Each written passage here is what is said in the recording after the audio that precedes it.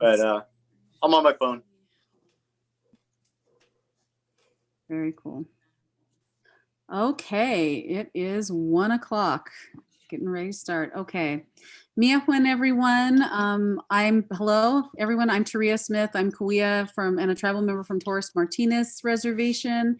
And I'm the editor of News from Native California magazine and the director of the Heyday Berkeley Roundhouse program. Thank you all for joining us today for the first program in the Heyday and News from Native California Sheltering Inspiration Speaker Series. I'd like to start by asking you all to join all of us at Heyday and beyond in acknowledging that the region that we now call California sits within the traditional homelands of more than 100 federally recognized and more than 50 non-federally recognized tribal nations. We respect and honor past, present, and future generations of tribal people across the state and their continued connection to the beautiful land we're privileged to be on, and we give our respect to all these First Peoples. Today we have some very special Native artists from Northern California who will be presenting on a panel focusing on the Native Mural Project. And the panel will be moderated by my former Heyday, former Heyday classmate, well, not Heyday, sorry, Humboldt State. All I need to do is just read. Humboldt State alum, Brittany Britton.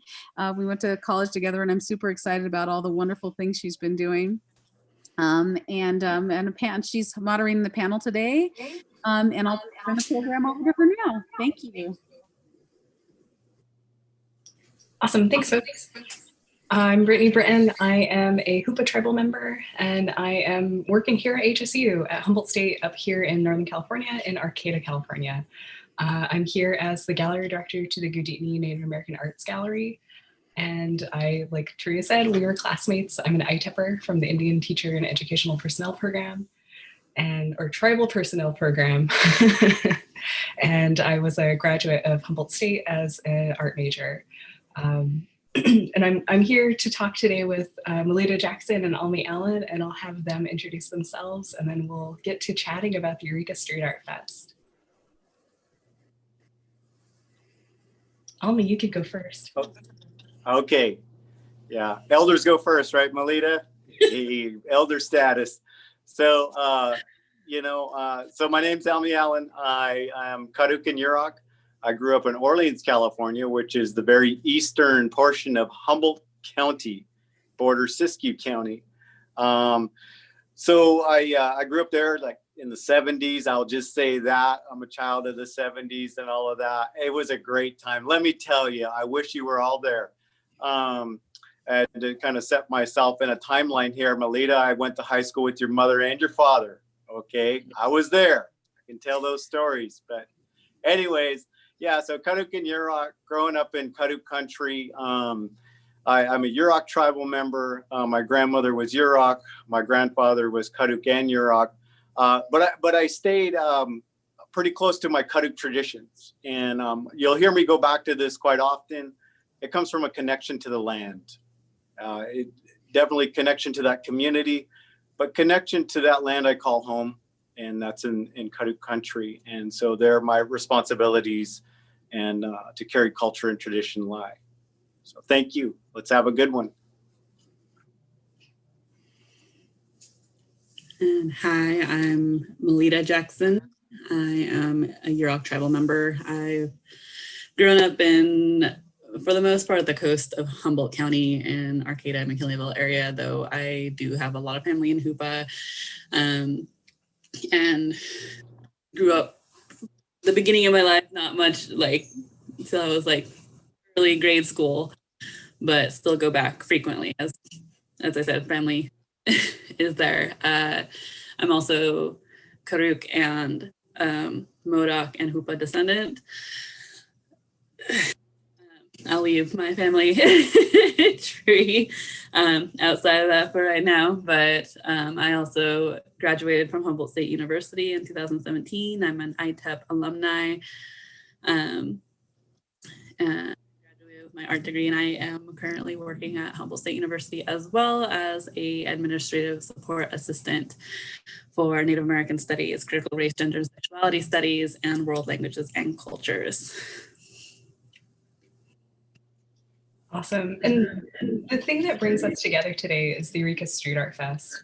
So you two were selected to be a part of, I think, the first Native mural project within the Eureka Street Art Fest, which Eureka Street Art Fest started in 2018. So 2020 was its third year.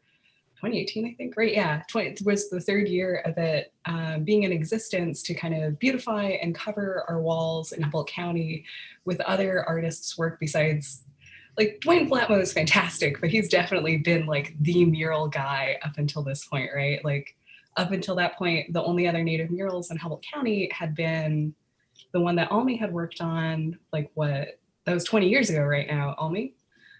Pretty much exactly 20 years ago last month. Yeah, so it's been a long time coming for this kind of coverage, like literal coverage of our walls in our community with our own imagery. So like, I think we'll start with Almi, and this is a broad question. You both of you can chime in for this, but like, so they had approached you for the Street Art Fest. Like, how was that like? Like, take us through a little bit of the process of making the mural. Like, how did you start to envision, like, I'm going to cover this like 30-foot section, and what does that look like? What were some of the struggles and kind of surprises in that process? And I'm going to share some images while we talk, and I think we'll have Almi talk a little bit first. Well, basically, I was contacted by Jenna Costos with the Eureka Street Arts Festival. And just, contacted through an email, putting it out there to a very short list of local Native artists. I think there were some folks that were sort of selected out by committee, like, let's see if they're available, let's see what they could do. And so got back to her and, put in this, pretty basic application, included a concept, and that's kind of how it went. It went pretty quick, I will say in the previous years, the first year that it went down, I really didn't know much about it, and it happened. Last year when it was happening, a lot of people tagged me to it, wanting me to be part of it, people from the community that support my art. And, it just really, it didn't happen. And quite honestly, it couldn't happen, especially for like me and Julian, who is also has a mural there, because we're always doing ceremony at that time. So, would point out that one of the positives out of the pandemic is that we had time to do something like this. So that's how it got put out to us. And then, I'll let Melita go from there. So I was approached through email. And I hadn't heard of the Eureka Street Art Festival before this year. I heard almost like a vague concept of it, of like, someone was doing something in Old Town. That was their first year. But then, they emailed me and asked me to submit a proposal for a wall. I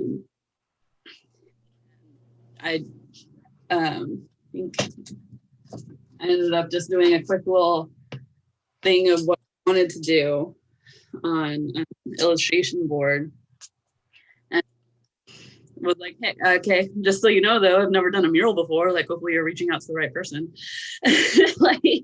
But it's I had been approached before through Native American Studies at HSU, and just told them that I wasn't up for this, just because they had wanted me to work with students. And I'm like, I don't feel like I'm the right person for this. But with Eureka Street Art Festival, when they wanted a concept proposal, okay, sure, why not? Not like I have anything else to do at the moment. So I emailed them back, and they said that I had been approved and let me know. At the time, it was two other artists supposed to be at the wall, Carl Avery and Lynn Risling. And that got me very intimidated, going, are you sure you emailed the right person?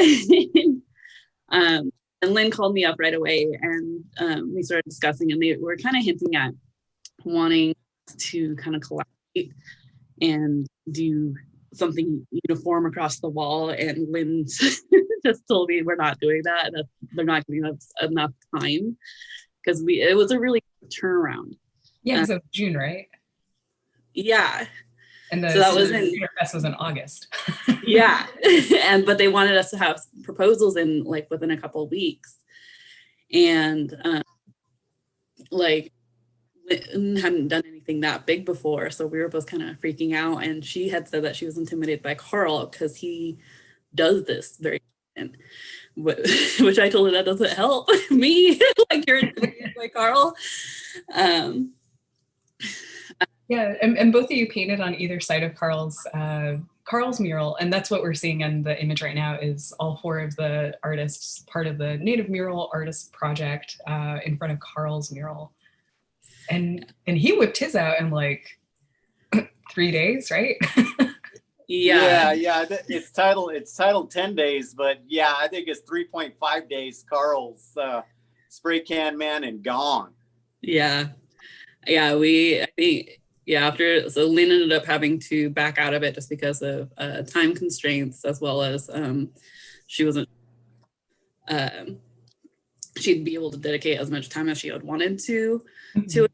So that is when shortly after that they reached out to Julie and Eleni, and we all started talking, which was fantastic because I was just not even knowing where to start with this process. So it was great communication. And yeah, we were out there like Friday before the festival priming the walls. And I think the next day, Carl showed up before an hour and a half before we're supposed to gather with the other artists for the introductory of what's going to happen. And busts out a quick grid and says, "All right, see you guys at the thing." And we're like, "Oh, you're done priming." So it was definitely an interesting experience watching his technique, and hopefully be able to, if we plan on doing it in the future, to like implement some of that, because that was definitely interesting. Yeah, so next time we do this, so 2021 Eureka Street Art Fest, Native Mural Project, Carl Avery is going to be leading the trainings. So I'm hearing like from you, Melita, about like the reticence of just like, oh, the newness and the sheer enormity of the project. Like, Ami, how did you feel about this? Because you've done 2 public art commissions in Eureka.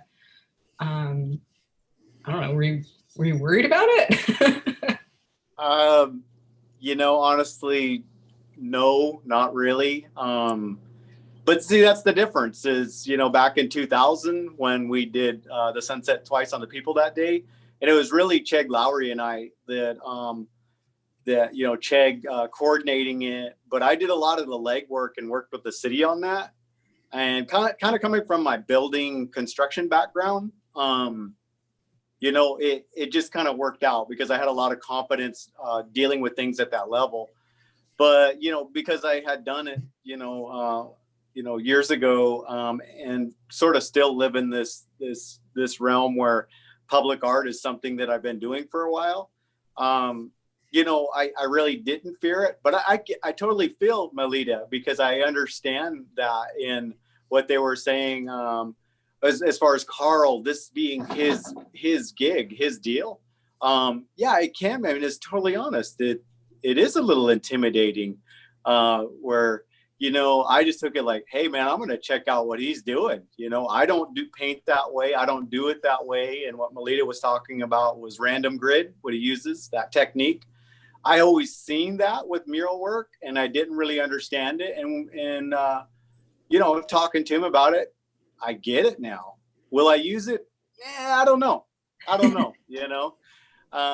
So yeah, I didn't really have that fear, but I think, once we all started talking and when it really shook out to, Lynn bowed out, the time was one thing. And then she's also taking care of her mother a lot, and it was family concerns. And so, then me and Julian were in, I call us the bench warmers, hey, we're ready to go, coach.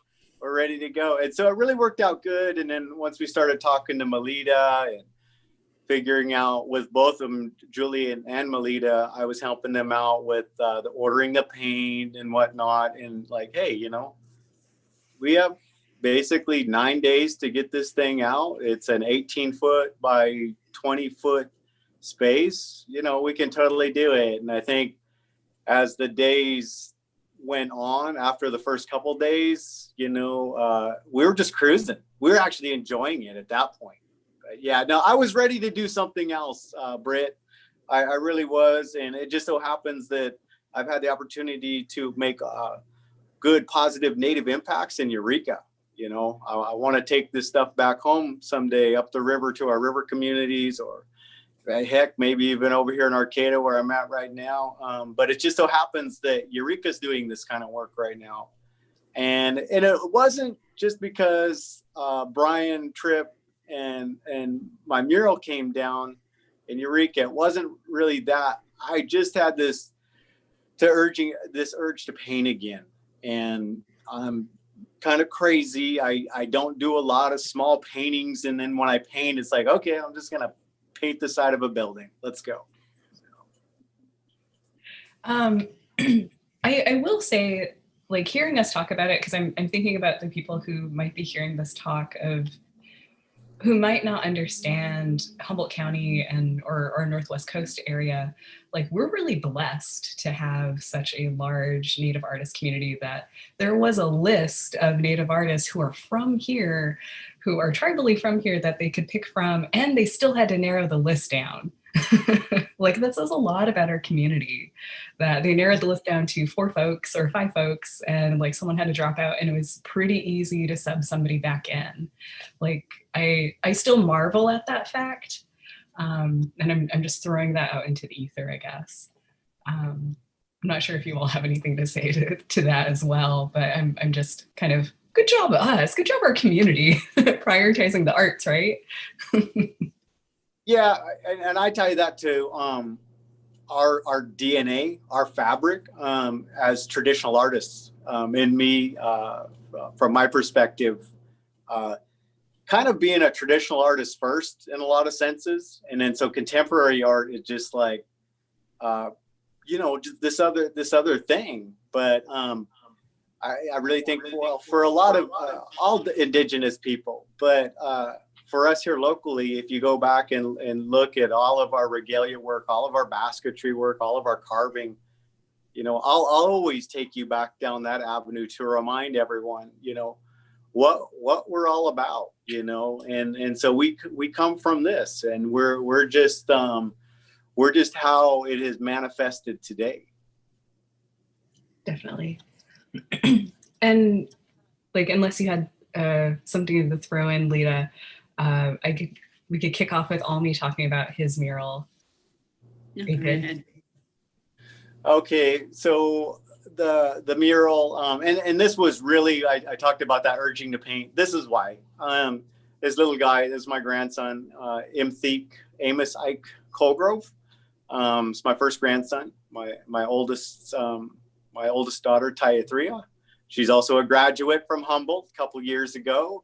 Child development major. There you go. ITEP grad. And her mom works there too.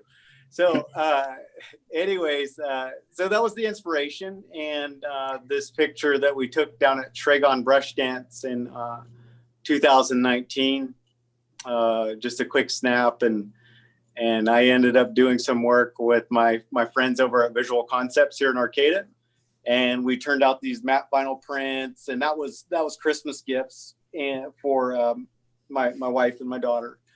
And then, of course, I had to do this other thing, this Indian land thing, in these little 3-inch stickers. So really, we went from like a 3-inch sticker to an 18-foot mural. And yep, there's the grid work there. There was a day and a half of gridding for me and my 12-year-old daughter, Ati. That was pretty intense. That was a challenge. And so that was my inspiration, is once those prints got produced and everything, I was like, wow, I can really see this. And so I just wanted to do it. And,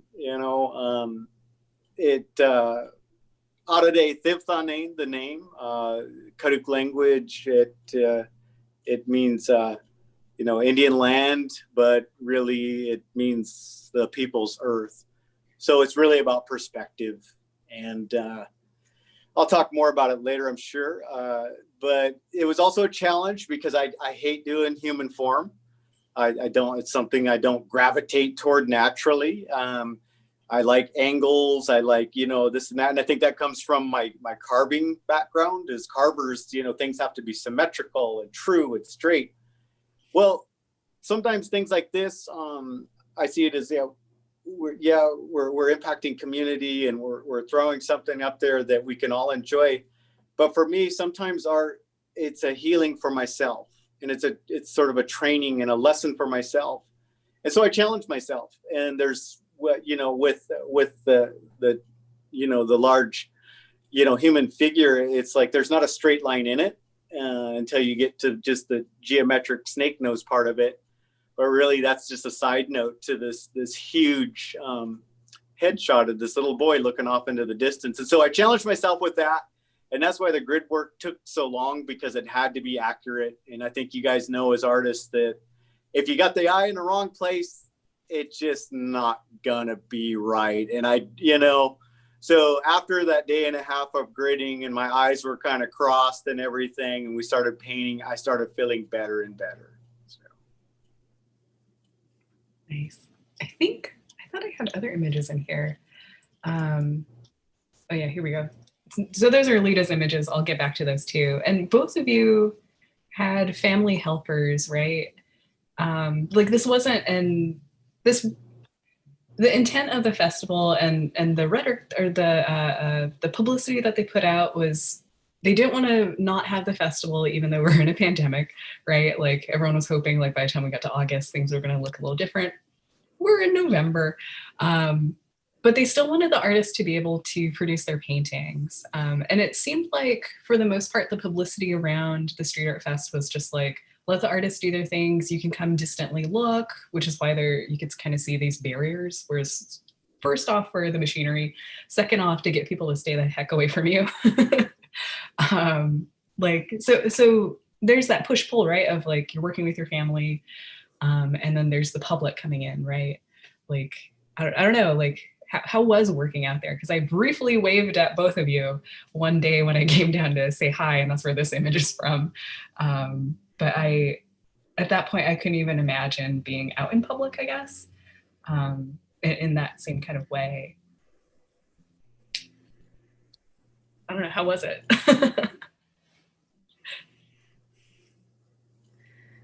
Melita, you're up.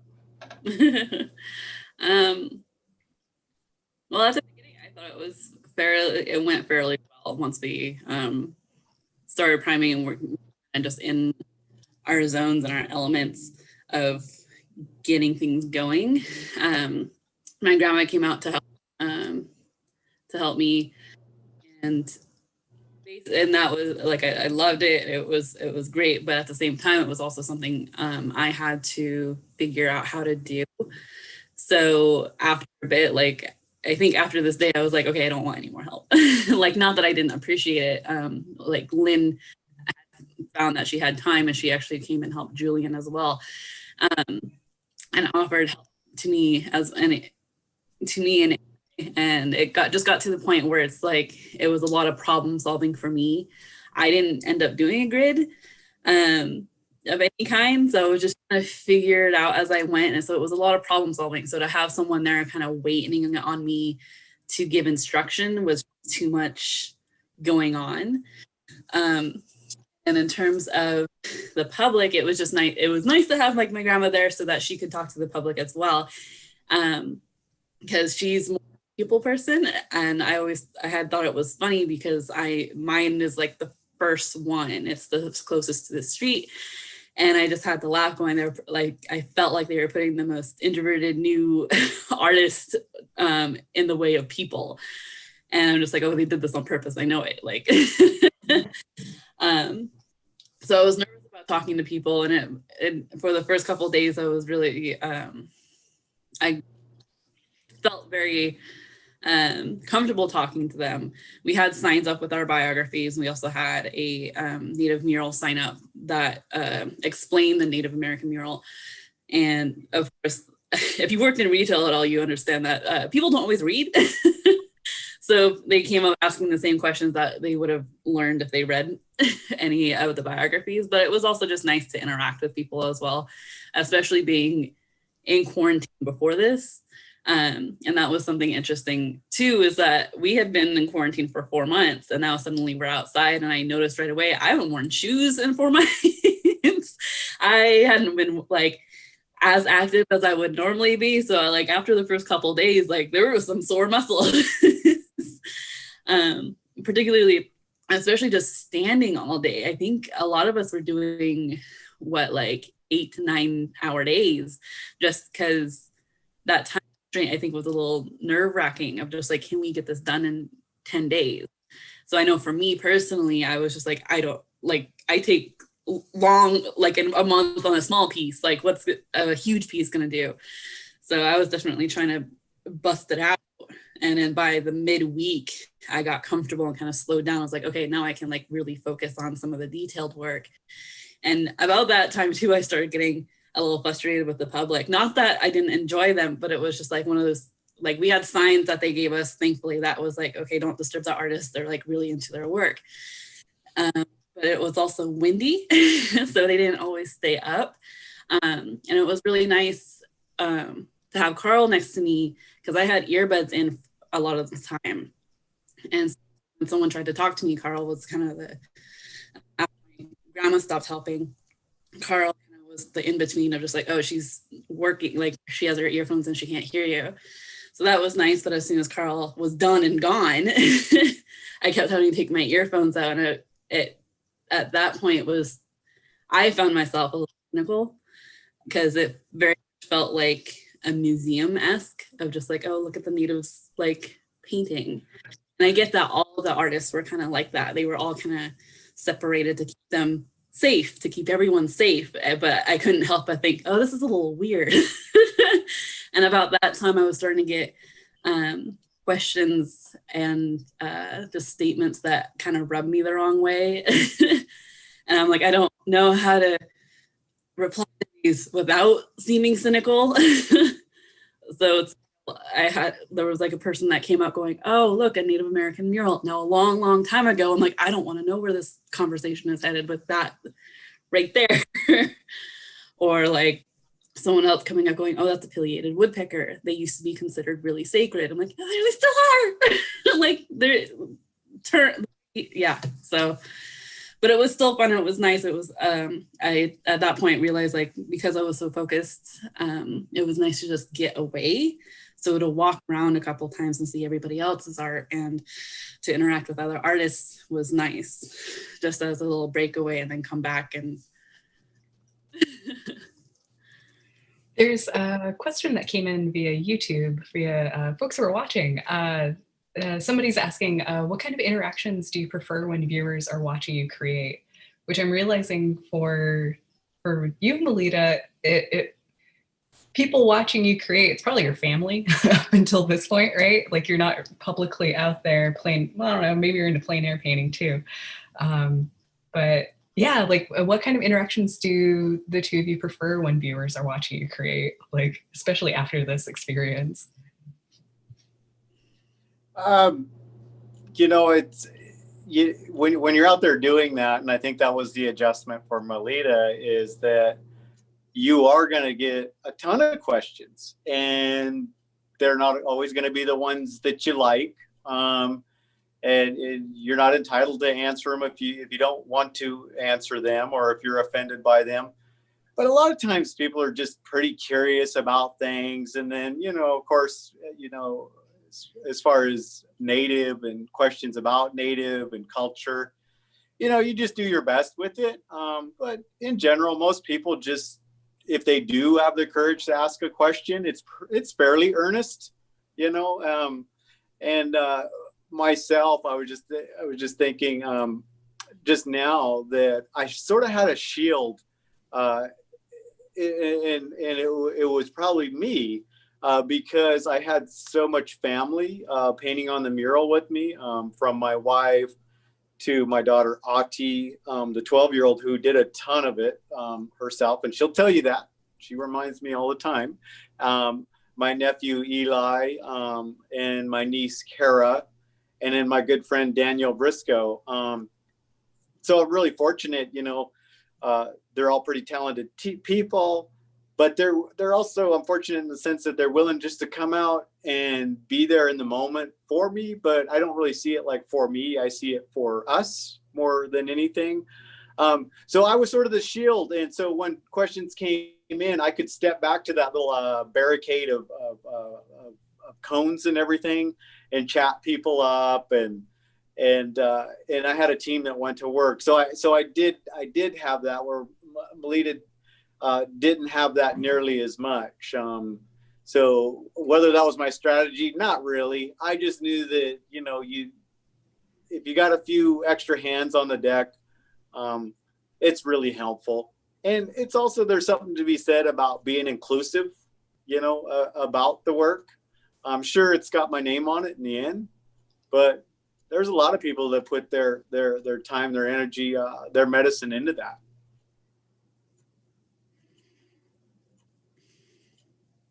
Yeah, and I feel like I have a limit of like peopling, specifically like, especially with this quarantine going on. I feel like I reach my limit after a certain point, and I think I definitely noticed this with this project, that like I am, and it's odd to say in a position where I normally, if I am not telecommuting, I'd be in an office talking to students. And that, I feel like, it's definitely like compartmentalize things of just like, when I'm at work, I'm at work, and I can definitely talk to people. But in terms of art, this is a vulnerability. I'm very much like, especially at something like this where it's so public. Like, I've painted before in like spaces with people, but that was an art class that other people were doing the same thing, and I knew that we were all going to end up like watching each other and critiquing each other, and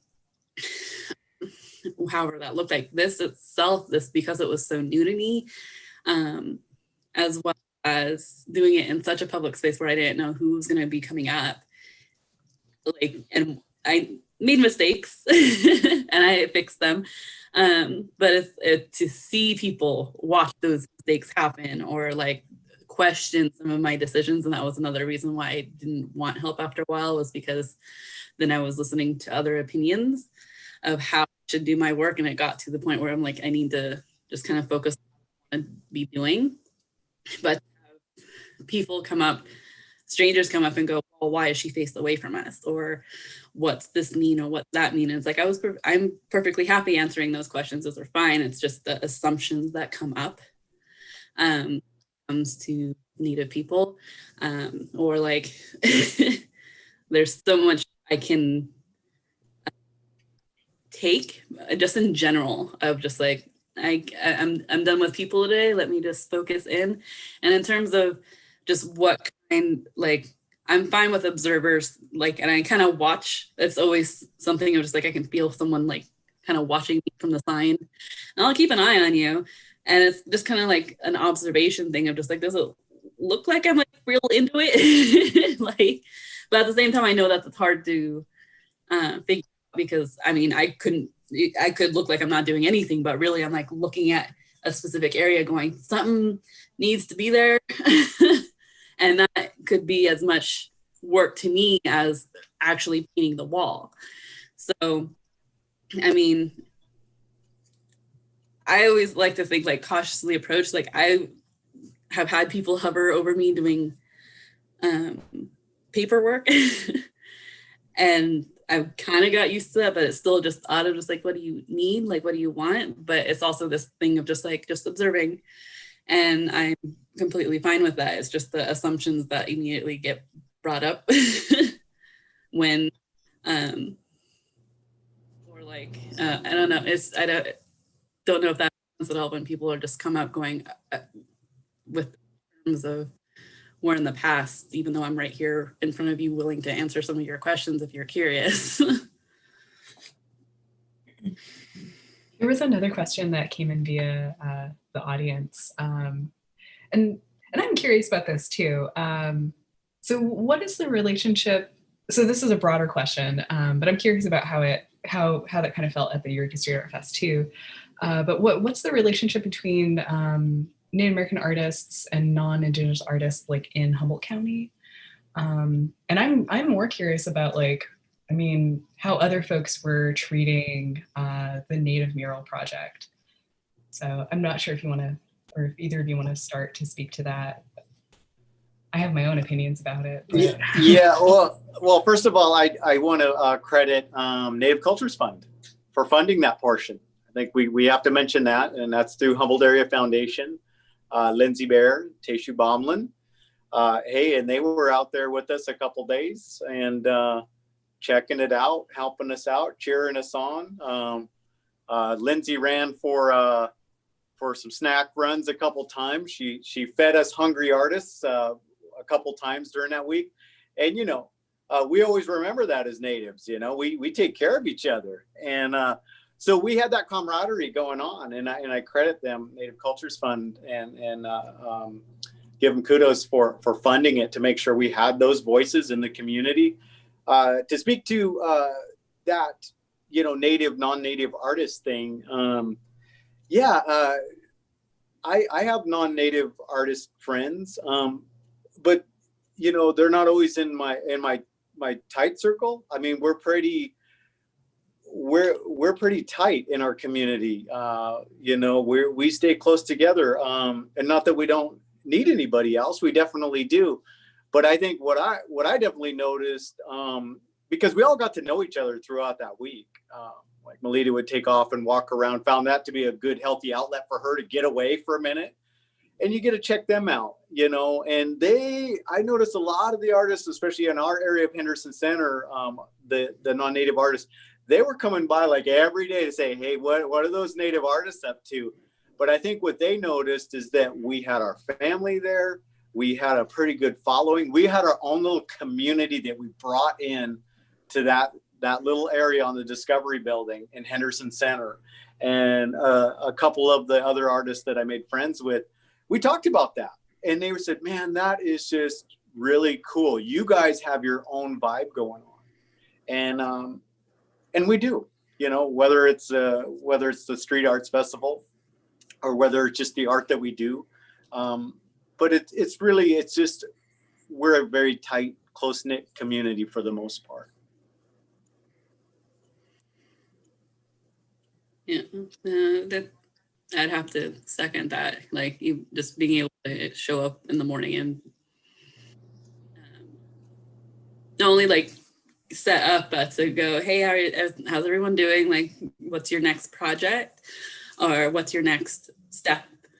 Just because I love picking the brains of everyone, particularly of the Native Mural project. And it was interesting just because how close we were working together and how comfortable we were. I was okay with doing that. And when I walked around, I'd kind of just watch, but I wouldn't ask questions. Just, I'm not sure why. It's just, I don't know, because I was trying to like respect their space and respect their work. And basically how it was done back, essentially. It was like they'd come around. There was a couple of people that we did end up talking to quite a bit and got to know, and like we're friends now on social media. But we kind of continue following each other's work.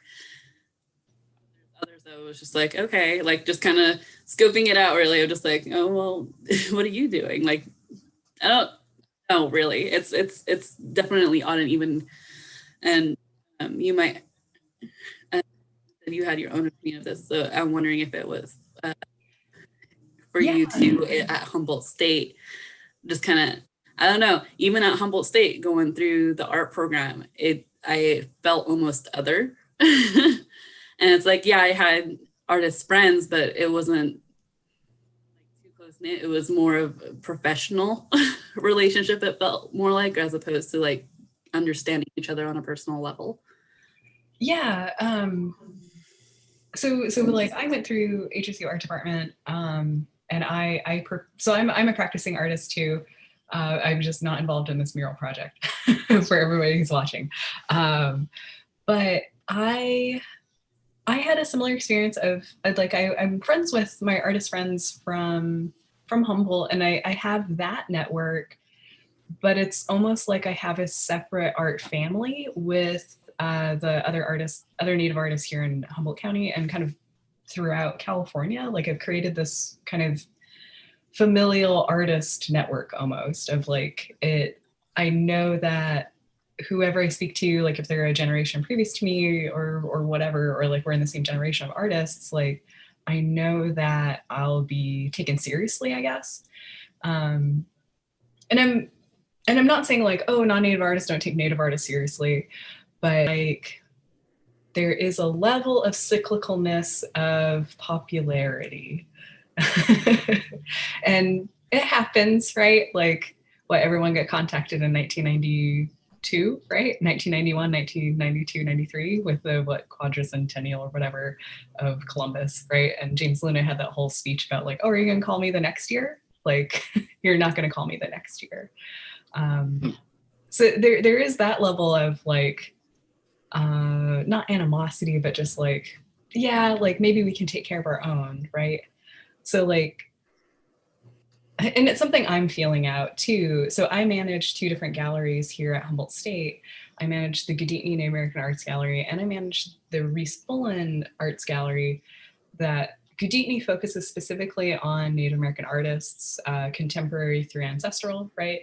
Whether it's basket weavers whose names we don't know from like 1850 to Almy and Melita. And Reese Bullen is more of our academic arts gallery that is for everybody. So like I'm kind of talking to 2 different communities at times. Like I want to merge those spaces together more, but there are some hurdles to overcome, I guess. We're even seeing that in the county itself too, right? Like we have had a number of galleries close in the last 2 to 5 years. Like Piante's gone, Black Fawn's gone, 3rd Street, First Street Gallery closed, and there's very limited gallery spaces. I know that like within Humboldt County, at least, the Ink people have been pretty dang welcoming of Native artists from the start. Like hearing about From the Source, which was a annual like almost State of the Native Arts, right? State of the Native Arts exhibition that has kind of come back now and then in the last maybe 10 years. And it's almost time again, right? Like it's been almost 8 years since we've done River as Home at the Morris Graves. Like we're almost due again, right? Like we've been due for a while. Yeah. I'm kind of rambling. No, I totally agree. And I know we've talked about that, taking over the Morris Graves again. It's time to occupy. As far as the Native artist thing, yeah, you feel like there's an asterisk next to your title, or is it that the rest of the art world looks at these different avenues that we have, and kind of judge on that? Well, they have this or they have that. To me, maybe I used to hang up on it a while back, and I'm not saying I've worked all the way through it. I'm just at the point in my life where, I'm really not too concerned about that anymore. And I will not stand to be like thrown on a table and dissected. You're going to get what you get. And if I say, we're traditional artists, whether we practice it or not, that's what you're seeing manifesting in our work today.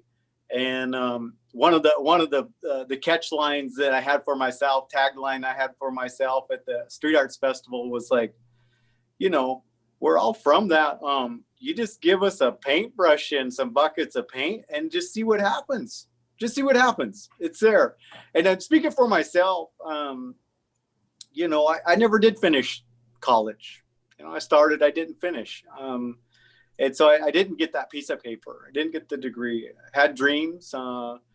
of getting my AA, and my wife and I were going to move to New Mexico, and she was going to go to University of New Mexico and get her MPH, and I was going to go to IAIA up in Santa Fe. You know, we were all set to go. We started having family, you know, and it just didn't happen. And so my goals didn't get cut short, you know, and what was my strength was the native part of it, the native artist that was like, I feel that we're born with it.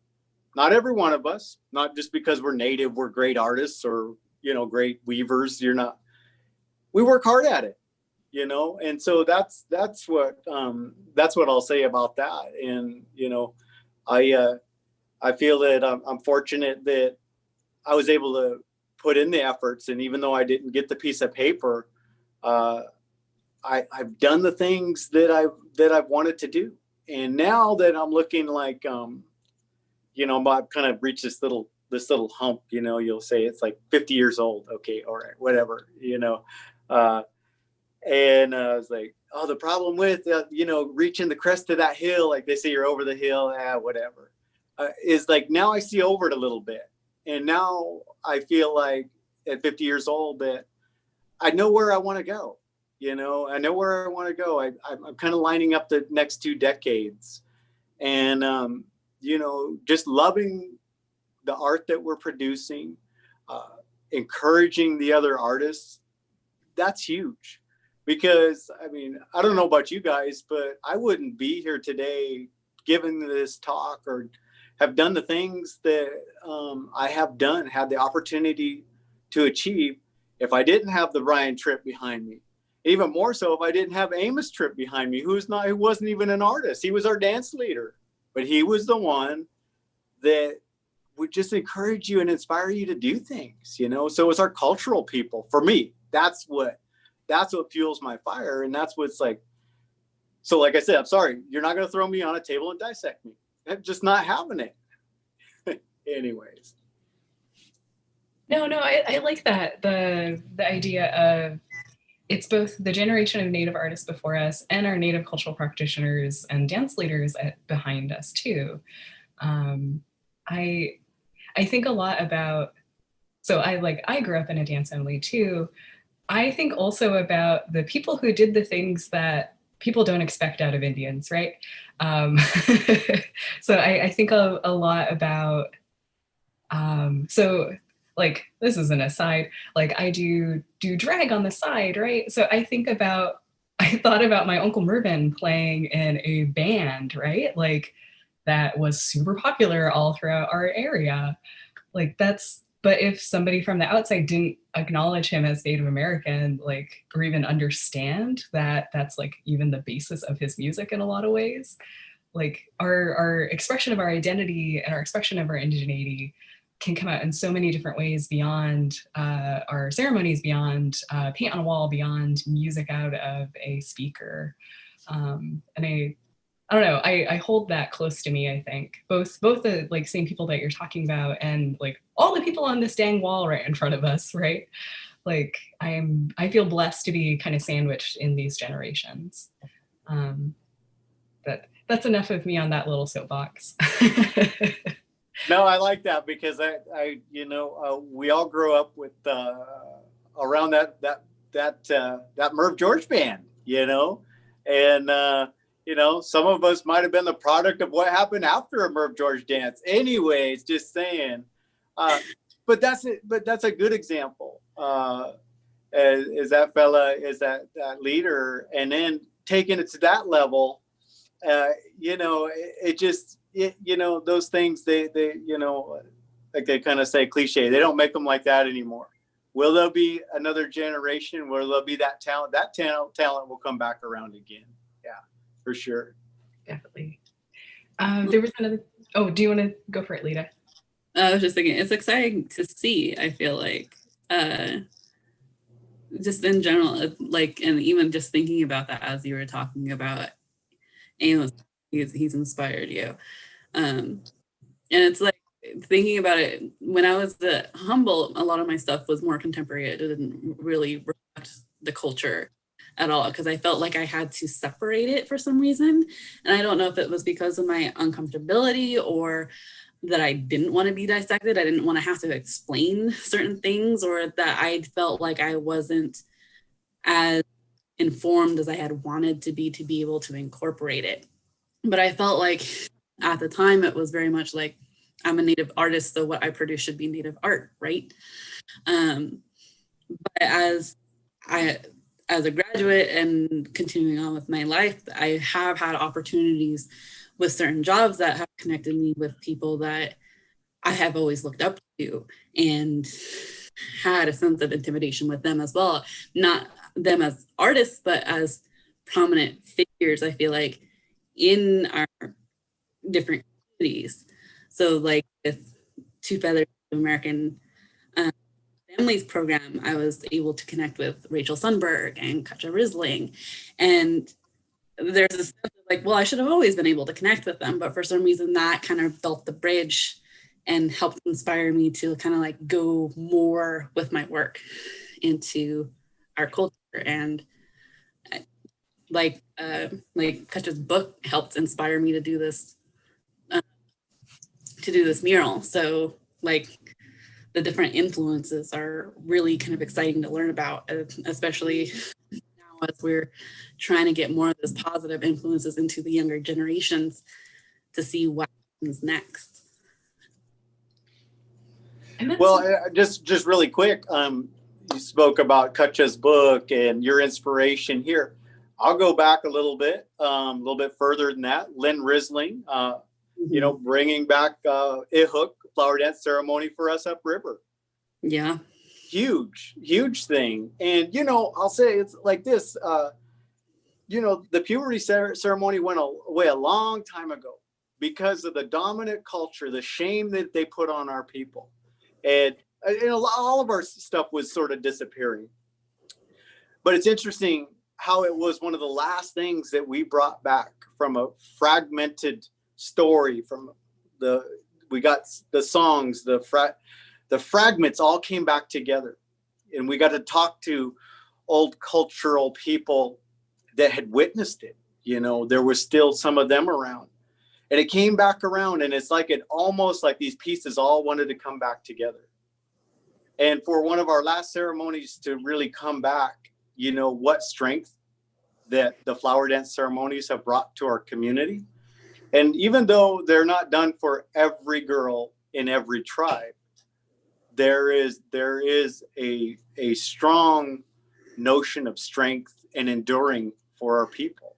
And it strengthens our entire community. That dance strengthens our family unit, and the families that come to participate upriver, they keep coming back, and you just see that what it does inside of that family unit. And they're usually smaller ceremonies, but I just kind of go back to like what negative impacts the larger culture had on that. You know, getting away from our traditional tattooing and how that's came back, and now with flower dance coming back. So that's what's so powerful about Melita's piece, to be truthful out there.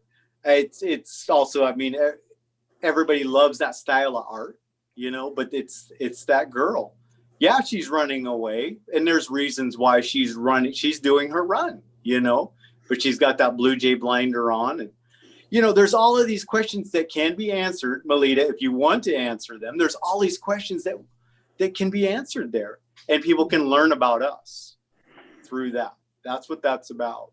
And I said it before, Melita's work out there kind of suckered you into this wall with this sweet girl running down the beach, and then you're like, bam, there's Carl's piece, and there's Almy's piece, and then there's Julian's piece, the tribal elder at the end. By the time you went down the road chatting everybody up, and then me and Julian get a hold of you, boy, you were just, if you didn't buy in by then, I don't know what's wrong with you. Yeah, I'm not sure if you want to describe your mural, Lita. I realize we've kind of danced around it, around like, around the what's in your mural, basically. Phrasing was perfect. So yes, my mural was based around the flower girl essentially. And like I talked about Rachel Sundberg and Katja Risling, but also I do have to shout out Lynn Risling as well, in that fact that she helped bring the A-hook. And like Two Feathers did a flower dance, almost demonstration type thing where we kind of went into each tribe's outlook on it. Unfortunately, because I was working for them at the time, I didn't get to see everything. So it was like this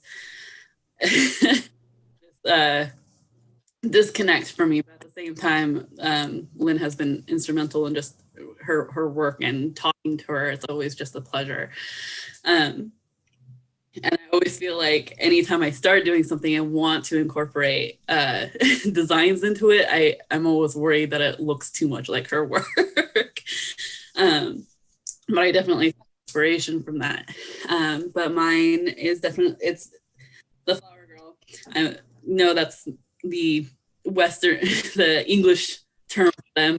I always have to look into Katja's book to figure out the actual name, and it really just depends on the tribe and their language. And I was trying to make it a little ambiguous. I didn't want it. I had a flower dance and it was in Hupa, despite me being Yurok. But that's where I'm comfortable, and I'm happy to have been able to do that. But I want to play favorites, particularly we were doing this mural on We All Land. So it was just kind of like, I wanted it to be kind of, is it the ocean or some other body of water? But I just kind of wanted it to be that kind of like, you can have it as you will. But what really inspired me to go for her in particular was during this pandemic, a lot of us that have had the flower dance or are a part of it somehow really started reflecting back on the flower dance itself. As the girl gets put into isolation, we can't talk to anybody, we can't scratch our faces. And I believe, Elmi, you started making scratchers, right? So a lot of us were kind of reflecting on that. And as I was approached and asked to do something, I thought it was funny because they asked me to do something, nothing political and nothing religious, which makes me, yeah. Which I'm like, yeah, you know who Native Americans are.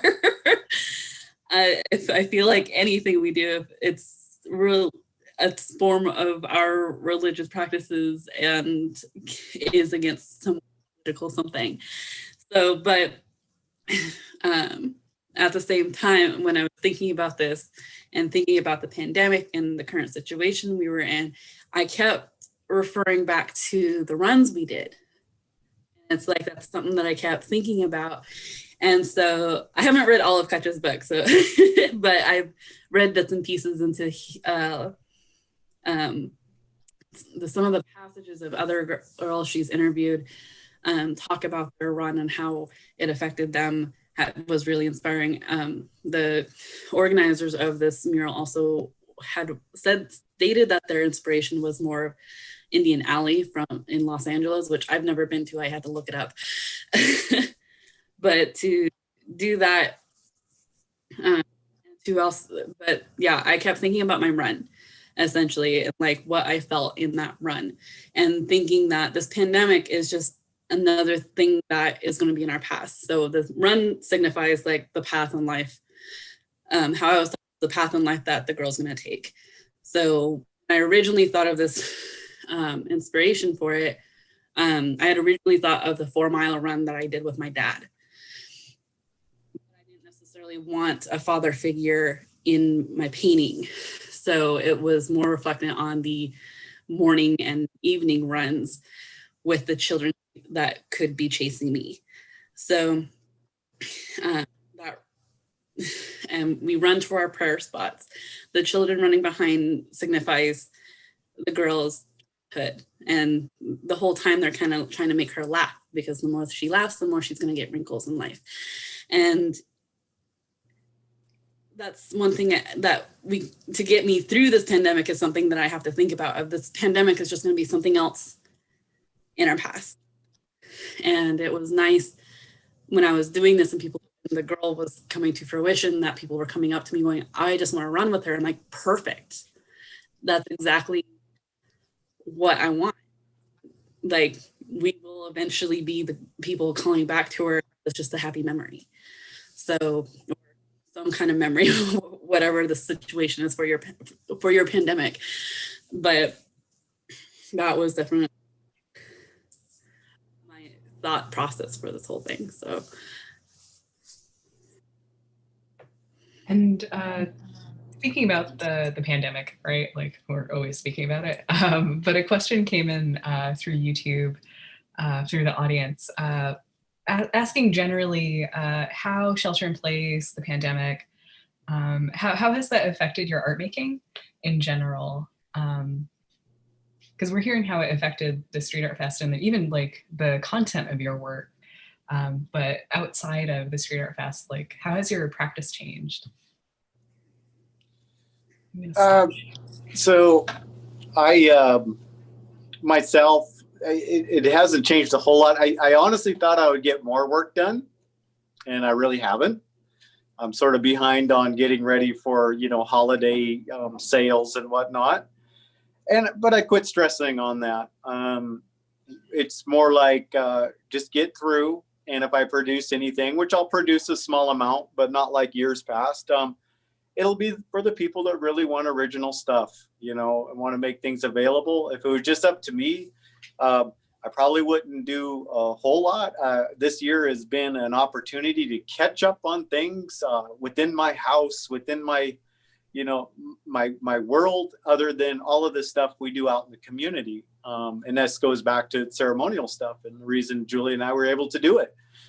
Because we weren't super busy, with brush dance, with flower dance, and all of this other stuff. That takes a lot of time, and if you're from dance family, you realize that. And so for me, the adjustment was actually a little less work. Still, well, Street Arts Festival was a pretty big thing, really, but it was just a little over a week of work on that. But yeah, I didn't turn out more work because of it. I do have a day job here at United Indian Health Services, where I'm at right now.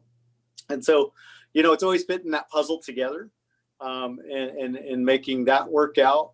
But the pandemic has made me think about a couple of things. And the biggest thing for me is that, how can I make my true passion and the work I do in the community, how can I make that my day job?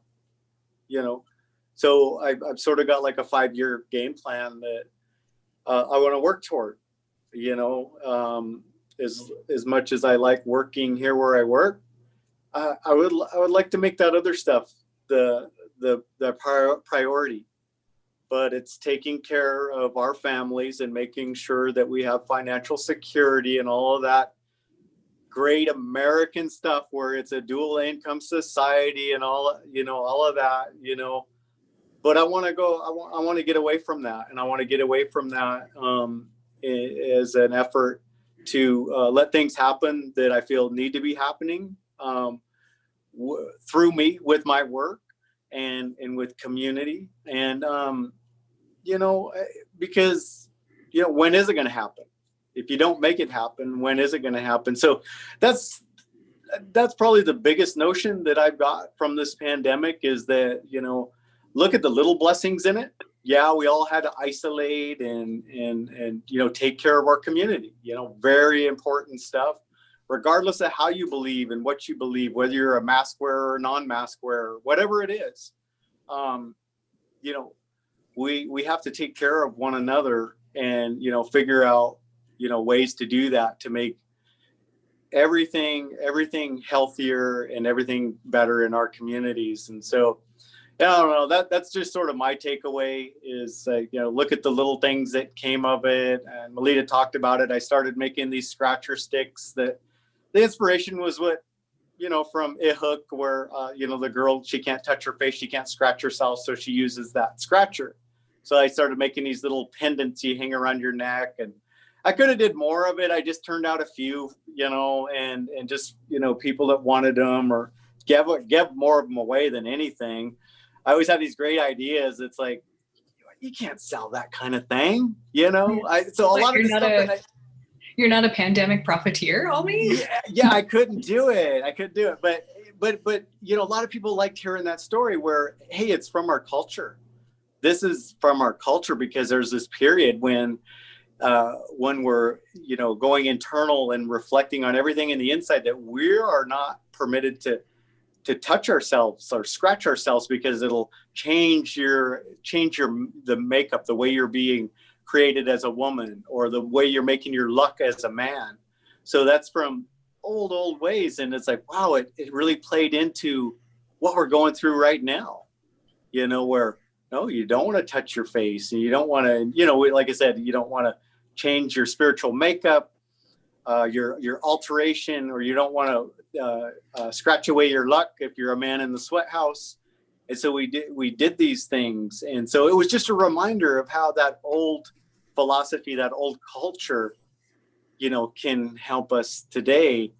So that was early on in the pandemic. And, I think those things are really great, and people liked hearing that story about them.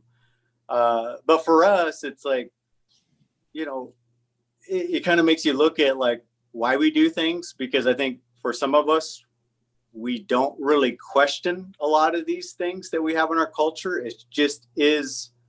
It is the way it is. And, and then maybe later in life, you do analyze it a little bit, and then you understand more about yourself. So anyways, a little bit on how the pandemic has impacted me.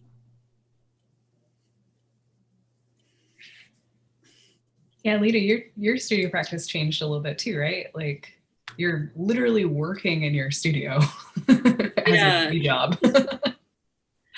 Yeah. So when the pandemic started hitting here, we started telecommuting. I thought I could just like sit on the couch in the living room and telecommute from there, and it's made me think more about ergonomics, and which I really thought of before, because HSU just kind of does it. So after working a day and realizing my back hurt, it was like I wanted the space. So I was able to transform one of the rooms that we have into an office space. But it's now like my office studio space, just because a year ago I got contracted by Trinidad Rancheria to do illustrations for a couple books. And thankfully, they've been really lenient and loose, because this pandemic hit. One of my first deadlines was like in March, and that wasn't going to happen. So like it took a while to adjust, and it took a while and it's, I'm now like home all the time. So it was important to me to create these different sections in the house, where it's like the living room is like a no work zone, because I need to have that separate. And it's like, to create a little office nook in my bedroom didn't seem right at all either. That's a place where I go to sleep and try to relax. I don't want to think about work. So it was creating this space of being able to have work out. And in terms of the studio aspect of it, I still do studio work in here, but that I feel more lenient of like taking out to the living room. So, because there's a sense of wanting to communicate while I work too, particularly on my art.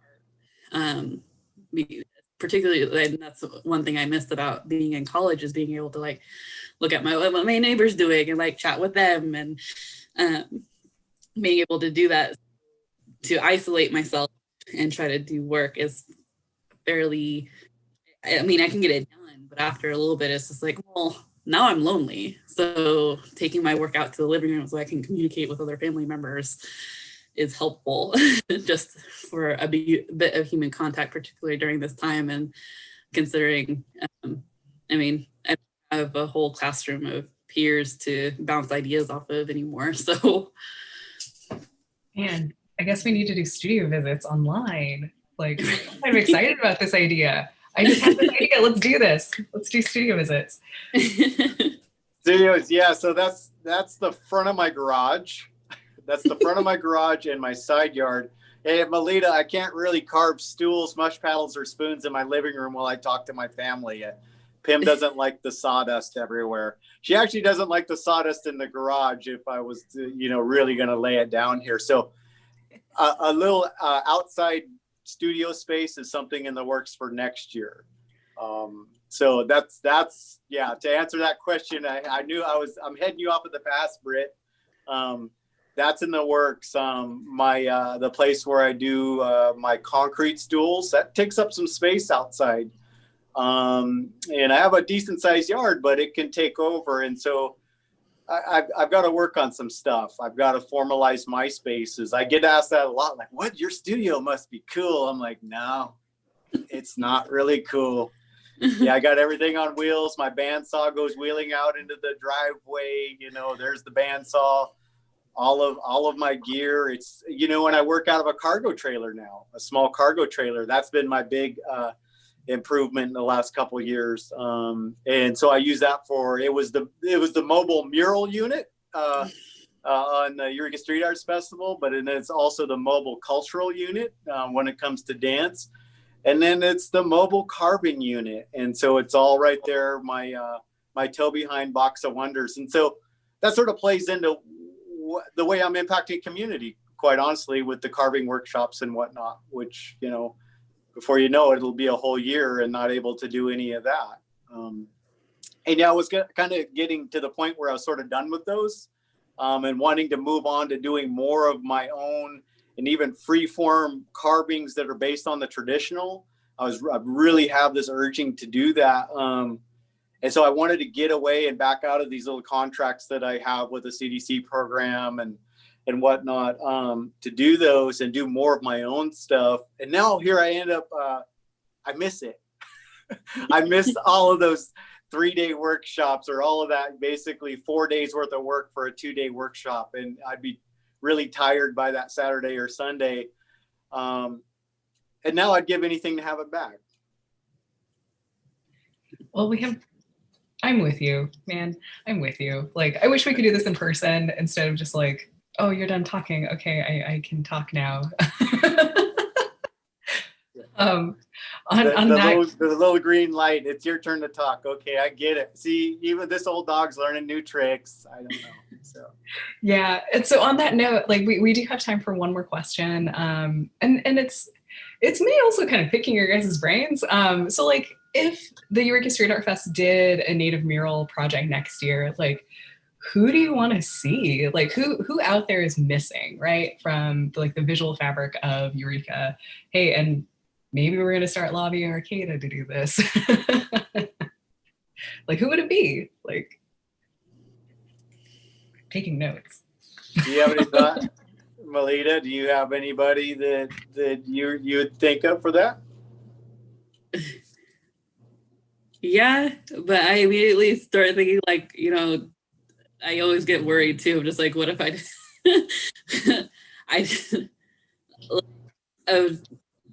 not that I'm picking favorites, but it's just people that immediately pop into my mind. Like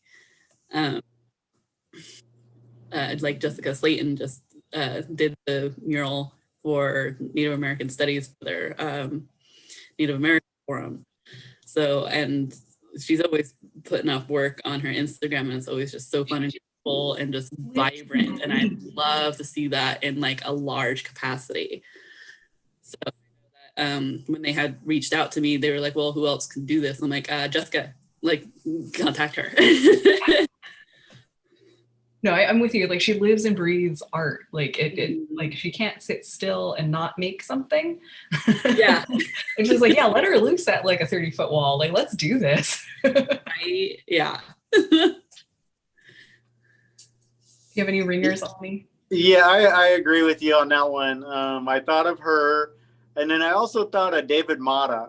So if you guys familiar with his work, I think David would just tear up a wall. I want to see it. I actually contacted him as a fifth spot on that on that wall there that we did. There was room for one more, and so he was down in LA. You know, he was out of the area, so it wasn't going to happen. So that's definitely one person, and then let's definitely not forget about Lynn. Let's help her. Let's help her with a mural somewhere in this community. Arcata, Eureka. I mean, I Courthouse, is that too much for a Lynn Risling piece? Paul Bunyan's getting old, man. Let's Humboldt County Courthouse. Let's do it. And really, the vision I have for that is that Lynn backed out of this Street Arts Festival just because she knew that the commitment to the detail for her work was going to be too much. Besides the family obligations, it was going to be too much, and I totally agreed with her. Although I kept trying to talk her into it. We were all trying to no, we could do this. We could do this. And so in the end, it worked out the way it worked. But I think it's, either give Lynn all the time that she needs to do it. But you're talking lifts, mechanical lifts, or scaffolding. Mural painting is building something. It's not easy. It's a different kind of painting. It's a different kind of art altogether. And I enjoy it. I like it. I will throw in to help Lynn put her vision on a wall somewhere. And I definitely want to see that. But I think our list goes on, as we were talking about earlier.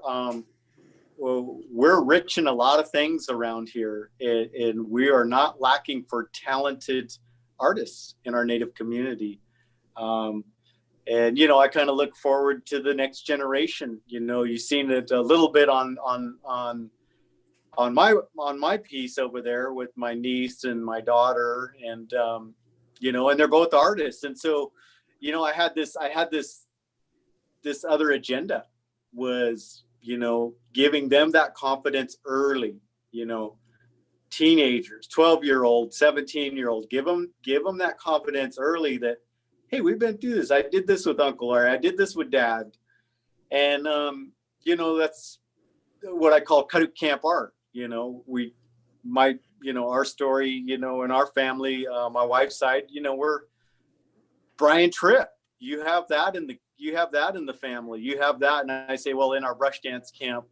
But then you also have these other, incredibly good artists, the Lynn Risling, the Julian Lang, and, but I see this thing where here's my attempt to pass it to the next generation. And regardless of whether, they go on and get a degree in fine arts or whatever they do, we can convey our message this way. And so that was sort of my side note agenda to my mural, is that once I got it all laid out, I was just going to let these guys go to town. And, what confidence it brought to me 20 years ago, I'm hoping this is just that little bit of head start. And so why not have a head start?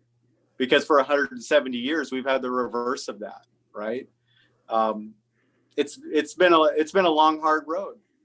And we're looking at what's going on in the country, and things aren't going to change regardless of what happens right now. At the very top of it all, things don't turn around entirely, but what we can do is take care of our own and take care of our community. And I'll kind of wrap my part of speaking up. I was talking to a friend today, and this came up, and it was about the way Indians think. And you hear this, and I know you guys have heard this before, an Indian, we're talking, and they're like, if I win the lotto, I'm going to pay off my house, or I'm going to buy a house. I'm going to pay off the car. And then the next thought is, I'm going to buy a house for my family, and they're going to live next to me. And then we're going to buy a big piece of land, and we're going to all live together. And I'm like, oh my God, we just want to live in a village. We just want to be left alone, and we just want to be ourselves. And so I know you guys, how many times have you heard an Indian say, if I win the lotto? So we're banking on a dream. You know, we're like banking on a dream, and you know, it's inspiration, but it's also sad because it's like poor people. So it comes down to equity. For 170 years, we've been stepped on. And now is our opportunity to rise up and tell the story from our mouth, with our words, the way we want it told. And so art like this is that opportunity.